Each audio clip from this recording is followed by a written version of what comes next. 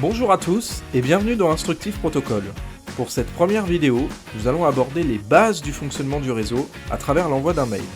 Pour qu'un mail soit transmis d'un utilisateur à un autre, il doit passer à travers de nombreuses étapes. Le premier processus qu'il subit est ce qu'on appelle l'encapsulation.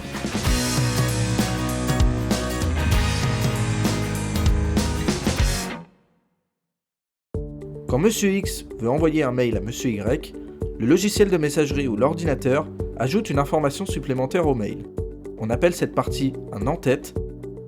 Le mail en obtiendra 4 pour arriver à sa destination finale. Ce premier en-tête est celui de la couche application. Cet en-tête va permettre aux deux ordinateurs de se comprendre, comme s'ils parlaient la même langue. Il permettra à l'ordinateur de réception de savoir comment interpréter les données en indiquant par exemple le type de compression utilisé ou la syntaxe du message. Après cette étape, le mail reçoit un second en-tête venant de la couche transport. Il va suivre le message tout au long de son acheminement en s'adaptant s'il y a des bouchons sur la ligne et en contrôlant les erreurs.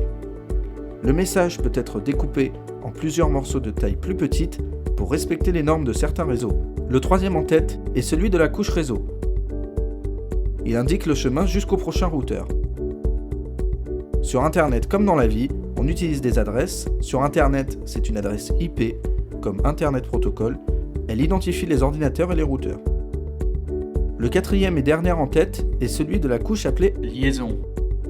Il va permettre au message de s'adapter au réseau par lequel il passe pour en respecter les conditions matérielles, comme le type de codage, le niveau électrique ou encore le type de fil et ses standards. Le mail est alors prêt à partir. Il est alors projeté vers sa prochaine étape, le routeur.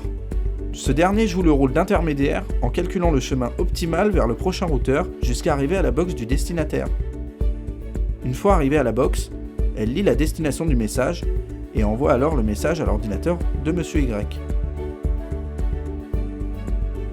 Les en-têtes sont lus et enlevés un à un dans le sens inverse dans lequel ils ont été ajoutés pour reconstituer le mail initial avec sa mise en page, etc.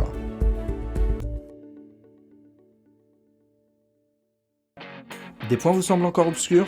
Comment la box sait quel ordinateur de la maison est celui de Monsieur Y? Comment s'écrit une adresse IP? Comment le routeur connaît le chemin par lequel est envoyé le mail? Pour le découvrir, regardez la vidéo suivante d'Instructif Protocol.